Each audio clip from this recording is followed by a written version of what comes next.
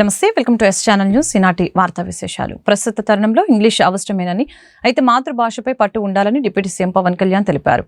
మాతృభాషపై పట్టు సాధించేందుకు పుస్తకాలు దోహదం చేస్తాయని తెలిపారు. నగరంలోని ఇందిరాగాంధీ మున్సిపల్ స్టేడియంలో ఏర్పాటు చేసిన 35వ పుస్తక మహోత్సవాన్ని డిప్యూటీ సీఎం పవన్ కళ్యాణ్ ప్రారంభించారు.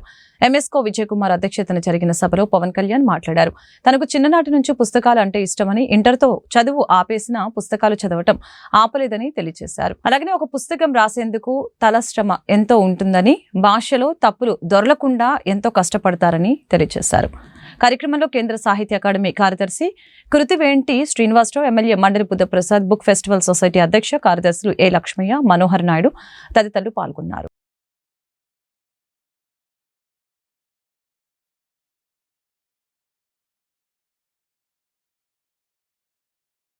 చెప్పాను, books are the training weights for the mind. శారీరక దారుఢ్యానికి పరిగెట్టడాలు ఇవన్నీ ఎంత అవసరమో పుస్తకాలు కూడా training weights of the mind. అందుకని ఆ మాట చెప్పగానే వెంటనే పర్మిషన్ ఇచ్చినందుకు ముందుగా కన్నబాబు గారికి, పొంగూరు నారాయణ గారికి మనస్ఫూర్తిగా నా ధన్యవాదాలు తెలుపుతాను. ఎందుకంటే మీకు ఎందుకు ఇక్కడే ఉండాలంటే మీకు అందుబాటులో ఉంటుంది, ఇక్కడ సిటీ మధ్యలో ఉండాలి, మీరు రావడానికి బాగుంటుంది. నాకు ఇందాక నుంచి నా పరిస్థితి ఎలా ఉంది అంటే,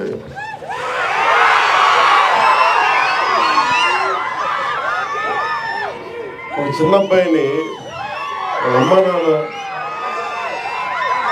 ఒక ఆట స్థలం, ఒక క్రీడా స్థలానికి తీసుకెళ్ళి కానీ, ఒక టాయ్ షాప్కి తీసుకెళ్ళి కానీ, ఒక బొమ్మల దుకాణానికి తీసుకెళ్ళి కానీ అతన్ని కూర్చోబెట్టి, అలాగే అతని కంట్రోల్గా పక్కన కూర్చోబెడితే వచ్చిందేమో బొమ్మలు చూడటానికి, కొనుక్కోవడానికి. ఇవన్నీ తల్లిదండ్రులు కూర్చొని హోల్డ్ చేసి మిగతా మాట్లాడితే ఎలా ఉంటుందో నా పరిస్థితి అలా ఉంది. చుట్టుపక్కల పుస్తకాలు నేను ఎంఎస్కే విజయ్ కుమార్ గారు చిన్న పాపం కూడా ఉంది. నాకు ఇంతసేపు నాకు తెలియదు, లేదంటే ఇప్పటికే నేను ఏమంటుంది దీపం వెలిగించి వెళ్ళిపోయే మైండ్ సెట్లో ఉన్నాను నేను. అంటే ఎందుకు సరదా ఎందుకు చెప్తున్నానంటే, నాకు జీవితంలో ధైర్యం ఇచ్చింది, నాకు నిలబడే ధైర్యాన్ని ఇచ్చింది నా పుస్తకాల ధైర్యాన్ని ఇచ్చింది. నేను ఎప్పుడు ఈ సందర్భంగా నాకు ఒక పుస్తకాల షాప్ రన్ చేసే నాకంటే చాలా సూపర్ సీనియర్ అయిన రమేష్ గారని భవానీ బుక్ సెంటర్ అని రన్ చేసేవాళ్ళు నెల్లూరులో. స్కూల్ అసైన్మెంట్స్కి, సోషల్ అసైన్మెంట్స్కి వెళ్ళి ఏవో కొనుక్కుంటా ఉండేవాడిని. అలాగే నాకు స్నేహం, ఆయన బుక్ షాప్ ఓనర్, నేనేమో 8th class ముగించుకోండి, 7th class. So అది నాకు ఏం చేసింది, ఆయన బుక్ షాప్కి వెళ్ళి నేను కూర్చొని చదవటం, అది నాకు చాలా చాలా సహాయపడింది. దానికి ముందే నేను 5వ తరగతి నుంచో మాకు ఇంట్లో కొంత పుస్తక పఠనం అలవాటు. మా అమ్మగారి వల్ల, మా నాన్న వల్ల క్లాసిక్స్, మా అమ్మ వల్ల తెలుగు సాహిత్యం. సో ముఖ్యంగా నాకు ప్రభావితం చేసిన వ్యక్తులు అంటే, ఈరోజు నేను చాలాసార్లు అనుకుంటాను, డబ్బులు 1 కోటి రూపాయలు ఇచ్చేయడానికి ఆలోచించను, కానీ ఒక పుస్తకం ఇవ్వాలంటే చాలా ఆలోచిస్తాను. అంటే పుస్తకాన్ని ఇవ్వాలి అంటే నిజంగా నా సంపదను ఇచ్చేసి, అంటే నా కర్ణుడి కవచకుండలాలు ఎలా కోసేస్తే బాధపడుతుందో నాకు తెలియదు, కానీ నా పుస్తకం ఇవ్వాలంటే మటుకు చాలా కింద మీద పడిపోతాను. తెలుగు నాటకం దేదీప్యమానమని పొట్టి శ్రీరాములు, చలువాది మల్లికార్జునరావు, ఇంజనీరింగ్ కళాశాల వ్యవస్థాపకులు మల్లికార్జునరావు తెలిపారు. విలువలతో కూడిన కార్యక్రమాలు నిర్వహిస్తున్న సంస్థ నిర్వాహకుల కృషిని అభినందించారు. అబో విబో కందాలం జాష్వా కళావేదిక ఆధ్వర్యంలో 4 రోజుల పాటు నిర్వహించే కథానాటికల పోటీలు మాకినేని బసవపుణ్య విజ్ఞాన కేంద్రంలో ప్రారంభమయ్యాయి. ఈ సందర్భంగా మల్లికార్జునరావు మాట్లాడారు. నాటకానికి సామాజిక ప్రయోజనం ఉండాలని కోరికతో పోటీ నాటికలు నిర్వహిస్తున్నట్లు ఈ సందర్భంగా తెలియజేశారు. కళాంజలి సంస్థ హైదరాబాద్ వారు అన్నదాత నాటికను ప్రదర్శించారు. కథ వల్లూరి శివప్రసాద్, దర్శకుడు కొల్లా రాధాకృష్ణ, షిరిడి సాయి కల్చరల్ అసోసియేషన్ అనకాపల్లి వారు వేదాంతం నాటికను ప్రదర్శించడం జరిగింది. కార్యక్రమంలో మాకినేని బసవపుణ్య విజ్ఞాన కేంద్రం కార్యదర్శి పిన్నమనేని మురళీకృష్ణ, వివిధ రంగాలకు చెందిన వివి రమణమూర్తి, ఆకుల మల్లేశ్వరరావు పాల్గొన్నారు.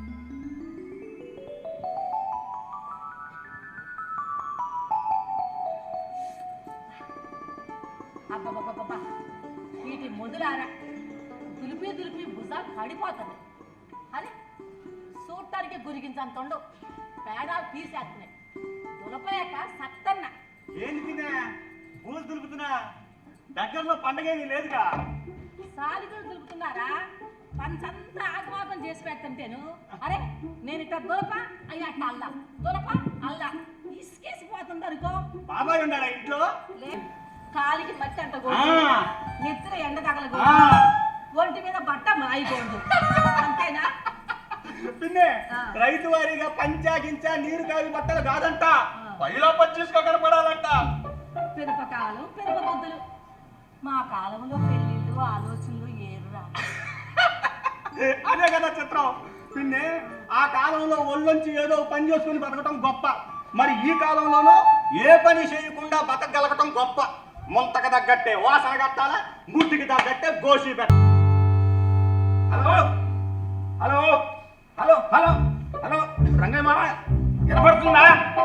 హలో ఇదిగో రేపు 10 మంది కూలీలు పంపిస్తానని చెప్పాగా. ఇదిగో నేను మాడదప్పను. బీజేపీ జాతీయ ఉపాధ్యక్షురాలు మహబూబ్ నగర్ ఎంపీ డీకే అరుణ ఇంద్రకీలాద్రిపై కొలువై ఉన్న కనకదుర్గమ్మని దర్శించుకున్నారు. అమ్మవారి చిన్న రాజగోపురం వద్ద ఆలయ డిప్యూటీ ఈవో రత్నరాజు ఆధ్వర్యంలో అర్చకులు ఆలయ మర్యాదలతో ఆమెకి స్వాగతం పలకడం జరిగింది. ఆలయ డిప్యూటీ ఈవో డీకే అరుణకు అమ్మవారి చిత్రపటం ప్రసాదాలను అందజేశారు. తాను నివాసం ఉంటున్న ఇంటిని కొందరు వ్యక్తులు కబ్జా చేయాలని చూస్తున్నారని, వారి నుంచి రక్షణ కల్పించాలని బాధితుడైన మానేపల్లి లక్ష్మీరాజా ప్రభుత్వానికి విజ్ఞప్తి చేస్తున్నారు. కొందరు రౌడీ మూకలతో ఇంటిపై దాడులకు పాల్పడుతున్నారని ఆయన ఆవేదన వ్యక్తం చేశారు. నగరంలోని ప్రెస్ క్లబ్ లో విలేకరులతో మాట్లాడారు.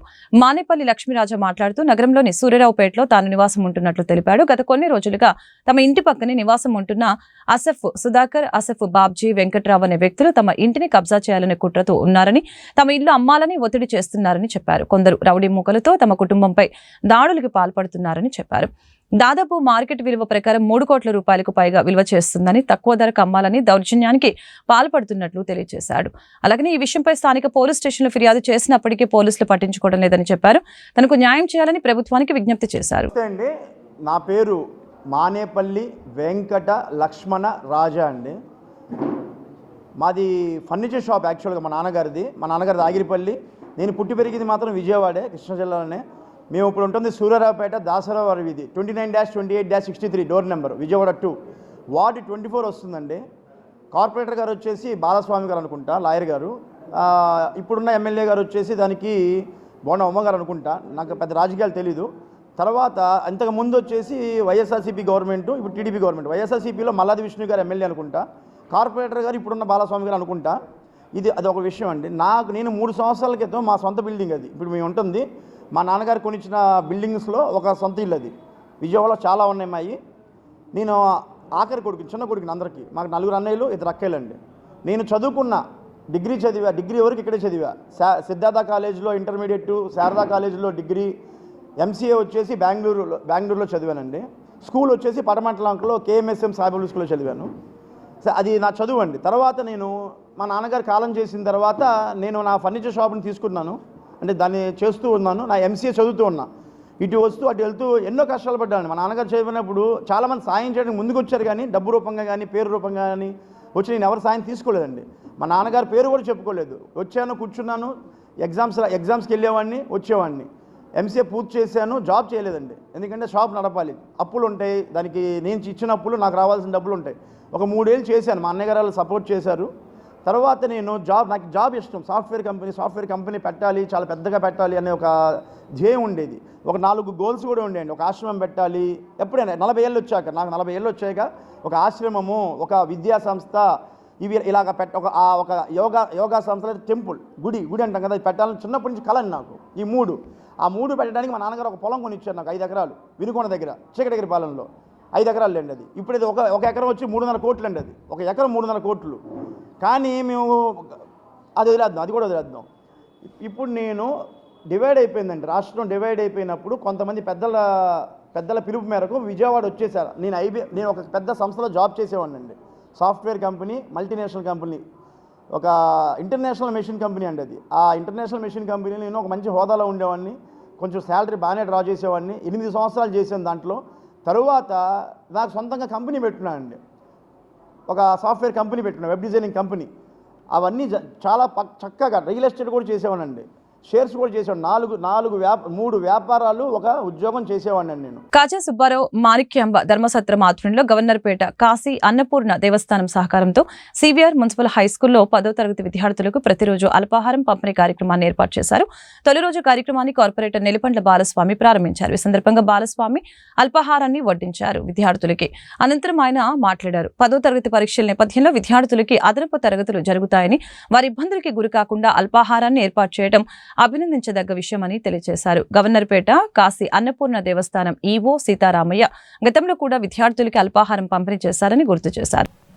ఈరోజు రాష్ట్ర దేవాదాయ ధర్మాదాయ శాఖ ఆధ్వర్యంలో కాజా సుబ్బారావు మాణిక్యమ్మ కీర్తిశేషులు కాజా సుబ్బారావు మాణిక్యమ్మ ధర్మసత్రం ఆధ్వర్యంలో మరి విజయవాడ 23వ డివిజన్లో ఉన్నటువంటి గవర్నర్పేటలో సివిఆర్ స్కూల్ నందు 10th క్లాస్ చదువుతున్నటువంటి విద్యార్థులకు సుమారు 40 మందికి 10th క్లాసు ఎగ్జామ్స్కి ఫైనల్ ఎగ్జామ్స్కి ప్రిపేర్ అవుతున్నటువంటి సందర్భంలో మరి ఈ రోజు నుంచి మన గవర్నర్పేట కాశీ విశ్వేశ్వర స్వామి శివాలయం ఈవో గారు సీతారామయ్య గారి ఆధ్వర్యంలో మరి సీతారామయ్య గారు గతంలో కూడా 2016 నుంచి 2019 వరకు 3 సంవత్సరాల పాటు ఇదే స్కూల్లో పిల్లలకి సాయంత్రం పూట టిఫిన్లు ఏర్పాటు చేశారు 3 సంవత్సరాల పాటు.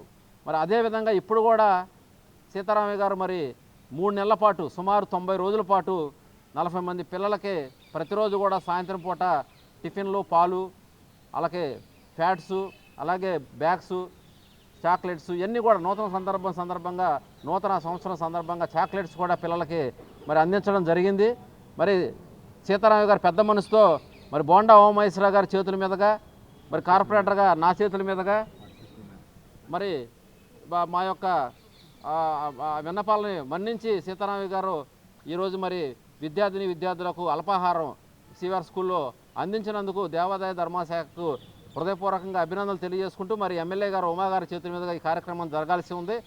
ఉమాగారు మరి సెక్రటరియట్కి వెళ్ళటం వల్ల మరి మేము నిర్వహించడం జరుగుతుంది.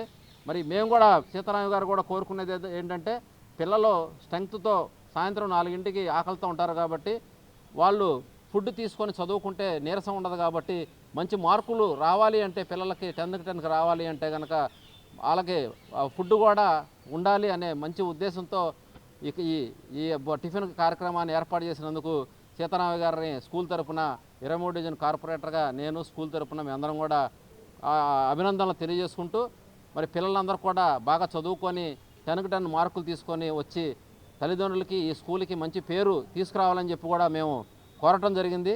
మరి ఇంత మంచి కార్యక్రమాన్ని ఏర్పాటు చేసినందుకు మరొకసారి కాశీ విశ్వేశ్వర దేవాలయం ఈవో గారికి సత్రం తరపున ఏర్పాటు చేసినందుకు కీర్తిశేషులు కాజా సుబ్బారావు మాణిక్యమ్మల ధర్మసత్రం నుంచి ఇంత మంచి కార్యక్రమాన్ని గతంలో ఎప్పటి నుంచో ఏర్పాటు చేసుకున్నాం. ఈ రోజున 10వ తరగతి విద్యార్థులు మా పాఠశాల చదువుతున్న 10వ తరగతి విద్యార్థులకి సాయంత్రం స్పెషల్ క్లాసుల్లో బలంగా ఉండి ఆ క్లాసులు బాగా వినియోగించుకోవడానికి వీలుగా కాజా వెంకట సుబ్బారావు మాణిక్యాంబ ధర్మసత్రం మరియు కాశీ విశ్వేశ్వరస్వామి గుడి ఈవో గారు సీతారామయ్య గారు ఈరోజు ఈ కార్యక్రమం గౌరవ ఎమ్మెల్యే గారి ఆదేశానుసారం వారి సహకారం, వారి సలహాతో, అలాగే గౌరవ కార్పొరేటర్ గారు బాలస్వామి గారి సహకారంతో ఈ కార్యక్రమం మా పాఠశాలలో మా విద్యార్థుల కోసం ఏర్పాటు చేసినందుకు ఎమ్మెల్యే గారికి, బొన్న ఉమేశ్వరరావు గారికి, అలాగే మా కార్పొరేటర్ బాలస్వామి గారికి,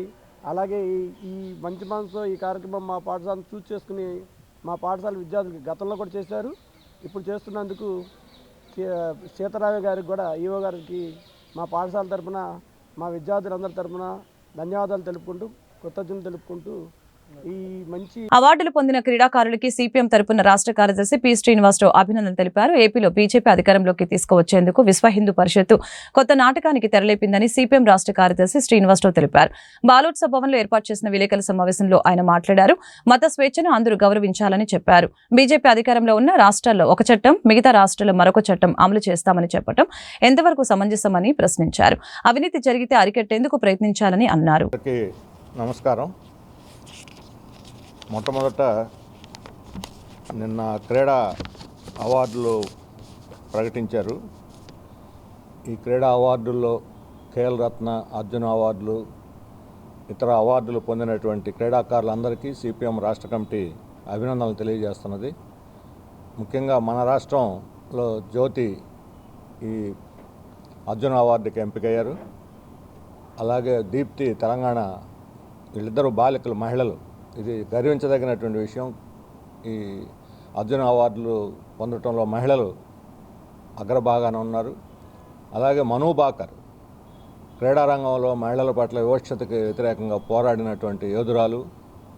మొత్తం పురుషాధిపత్యాన్ని, అత్యాచారాన్ని ప్రతిఘటించి పోరాడింది ఆమె. తనకు తానుగా కనీసం నామినేషన్ కూడా పంపల. మొదట్లో లిస్టులో లేదు. ఆ తర్వాత అనివార్యంగా ప్రభుత్వమే చేర్చాల్సి వచ్చింది. ఆమెకు ఇవ్వకపోతే అప్రతిష్ట పాలవుతాం అనేటువంటి భయంతోనే కేంద్ర ప్రభుత్వం చివరికి మను బాకర్కి ఖేల్ రత్న అవార్డు ప్రకటించింది. అలాగే గుకేష్ ఈ మధ్యనే ప్రపంచ ఛాంపియన్గా, మన తెలుగు పునాదులు ఉన్నాయి కానీ తమిళనాడు వాసి. వీరందరికీ కూడా మేము అభినందనలు తెలియజేస్తూ ఉన్నాం. ఇప్పుడు ప్రధానంగా మన విజయవాడలో 5వ తేదీ విశ్వ హిందూ పరిషత్ వాళ్ళు దేవాలయాల మీద ఆధిపత్యం కోసం, హిందూ దేవాలయాలను కబ్జా చేయడానికి ఒక పథకం ప్రకారం ఈరోజు క్యాంపెయిన్ ప్రారంభించి చలో విజయవాడకు పిలిపించారు. ఇది మొత్తం హిందూ దేవాలయాల మీద, హిందూ భక్తుల మీద దాడి. ఇప్పటి వరకు ప్రశాంతంగా భక్తి విశ్వాసాలతోటి నడుస్తున్నటువంటి మన రాష్ట్రంలో అల్లకల్లోలం చేసి మతాల మధ్య విద్వేషాలు రెచ్చగొట్టి హిందువుల్లో ఒక భయాందోళన సృష్టించడానికి ఉద్దేశించినటువంటి కార్యక్రమం. ఎక్కడ పట్టినా ఒక అబద్ధాలతోటి, అర్ధసత్యాలతోటి ప్రచారం చేసి భక్తుల్ని తప్పుదారి పట్టించాలని చూస్తున్నారు. దీన్ని మేము తీవ్రంగా ఖండిస్తున్నాము. దేశంలో అన్ని చోట్ల, మన రాష్ట్రమే కాదు, దేవాలయాల మీద ప్రభుత్వ నియంత్రణ ఉంది. ఇది ఇప్పుడు కాదు, చారిత్రకంగానే ఉంది. గతంలో రాజుల కాలంలో దేవాలయాలు కట్టించింది వాళ్ళే. నగరంలోని ఎస్ఎస్ కన్వెన్షన్ సెంటర్ లో రోటా ఫేర్ ఎక్స్పో 2025 కార్యక్రమం జరిగింది. ఈ కార్యక్రమంలో ఏర్పాటు చేసిన వివిధ స్టాల్స్ ని మంత్రి సందర్శించి ఆయా కంపెనీల వారు తయారు చేసిన వస్తువుల్ని పరిశీలించడం జరిగింది. అలాగనే ఈ సందర్భంగా మంత్రి భారత్ మాట్లాడారు. గత వైసీపీ ప్రభుత్వం పారిశ్రామికవేత్తలకి మొహం చాటేసిందని తెలియజేశారు. రాష్ట్రంలో కొత్తగా కొలువుతీరిన కూటమి ప్రభుత్వం పారిశ్రామికంగా రాష్ట్రాన్ని అభివృద్ధి చేయాలని, యువ పారిశ్రామికవేత్తలకు చేతన అందించాలనే సంకల్పంతో ఈ కార్యక్రమాన్ని శ్రీకారం చుట్టడం జరిగిందని తెలిపారు. ఫేర్ అనేది మీ అందరికీ తెలుసండి. ఇక్కడ దాదాపు 7 years నుంచి ఈ ఎగ్జిబిషన్ స్టాల్స్ పెట్టడం జరుగుతూ ఉంది. అండ్ ఈసారి యూనిక్ గేమ్ అంటే confidence in public has gone up like anything. పెట్టే వాళ్ళకు కూడా చాలా ఇంట్రెస్టింగ్తో పెట్టాలనుకున్నారు. ఇప్పుడే ఒక స్టాల్ ఓనర్తో మాట్లాడడం జరిగింది. రియల్ ఎస్టేట్ సార్, మనకి గవర్నమెంట్ వచ్చిన తర్వాత దాదాపు 150% గ్రోత్ వచ్చింది సార్ రియల్ ఎస్టేట్లో అని చెప్పడం జరిగింది. So lot of positiveness, vibes on the government. ఇక్కడ చాలా డెవలప్మెంట్ అవుతుందని చెప్పి ఒక నమ్మకం అనేది క్రియేట్ చేయగలిగినాము. So that is why not only here, other states నుంచి కూడా వచ్చి డిస్ప్లే చేయడం జరిగింది వాళ్ళ ప్రోడక్ట్స్ని షోకేస్ చేసుకునేదానికి. సో ఇది ఒక గొప్ప అవకాశం. నేను ఎప్పుడు చెప్తుంటా, స్టాల్స్ పెట్టడంలో ఓనర్స్కి చాలామందికి అడ్వర్టైజ్మెంట్స్ వచ్చినా ఏమొచ్చినా, బట్ ఒక ఎగ్జిబిషన్ స్టాల్ పెట్టినప్పుడు ఫిజికల్గా కస్టమర్స్, పబ్లిక్ వచ్చి కలుస్తుంటారు కాబట్టి అవేర్నెస్ అనేది చాలా పెరిగేదానికి అవకాశం ఉంటుంది. యూనిక్ ప్రోడక్ట్స్ ఏమన్నా ఉంటే తెలుసుకునేదానికి అవకాశం ఉంటుంది. And rotary club as they explain, president ఇప్పుడే ఎక్స్ప్లెయిన్ చేయడం జరిగింది, దాదాపు 900 ఉండే మెంబర్షిప్ ఉండే క్లబ్ ఇది. రోటరీ క్లబ్లో వరల్డ్స్ లార్జెస్ట్ క్లబ్. అండ్ ఏదో వచ్చినారు మెంబర్ చేయడం కాకుండా they have all very good members in there club. And ఇక్కడ వచ్చిన ఇన్కమ్ కూడా దాదాపు 5 to 6 lakhs వస్తే దాన్ని మరి డొనేట్ చేసేదానికి పోలియోకి సంబంధించింది. అంటే thought process. So that thought process itself is a great thing. ఏదో వచ్చింది ఇన్కము, దాంట్లో సేవ్ చేసిన తర్వాత వాళ్ళ ఓన్ కాకుండా మరీ డొనేట్ చేసేదానికి. So that thought process itself is a great thing. So whatever it is, మన గవర్నమెంట్ వచ్చిన తర్వాత lot of positiveness, lot of positive vibes ఉంది. ఫ్యూచర్లో కూడా ఇట్లాంటి మంచి ఎగ్జిబిషన్స్ కానీ ఏమన్నా ఉన్నా we're always there to give the positiveness to them. And వీలైనంత వరకు మా గవర్నమెంట్ నుంచి ఎవరో ఒకళ్ళు ఖచ్చితంగా పాల్గొంటారు. ఎందుకంటే ఫీలింగ్ అనేది డెవలప్ కావాలా. మీరు చూస్తే లాస్ట్ గవర్నమెంట్లో పలకనిచ్చేదానికి నాదుడు లేడు. So it was a complete. అందరికీ నమస్కారం. రోటరీ మిడ్ టౌన్ క్లబ్ ఆధ్వర్యంలో ఈరోజు రేపు ఎల్లుండి 3 రోజులు రోటా ఫేర్ని కండక్ట్ చేస్తున్నాం. మీ అందరికీ తెలిసిందే రోటరీ మిడ్ టౌన్ అనేది వరల్డ్ లార్జెస్ట్ క్లబ్. 900 మంది సభ్యులు ఉండే క్లబ్ మాది. సో ఈరోజు చీఫ్ గెస్ట్గా టీజీ భరత్ గారు వచ్చారు మాకు. సో ఈ కార్యక్రమాన్ని టీజీ భరత్ గారి చేతుల మీదుగా ప్రారంభించాము. అలానే నగర ప్రజలందరూ ఆహ్వానితులై ఈ ప్రోగ్రామ్ని, ఈ 120 స్టాల్స్, 10,000 మంది విజిటర్స్ని ఎక్స్పెక్ట్ చేస్తున్నాం.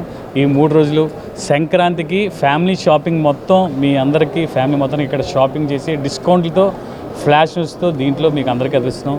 ఈ కార్యక్రమాన్ని నగర ప్రజలందరూ జయప్రదం చేస్తారని ఆశిస్తున్నాను. ఇట్లు మిడ్ టౌన్ ప్రెసిడెంట్ గుడిపాటి. ఈ వార్తలు ఇంతటితో సమాప్తం. మరొక బులెటిన్లో మళ్ళీ కలుద్దాం. నమస్కారం.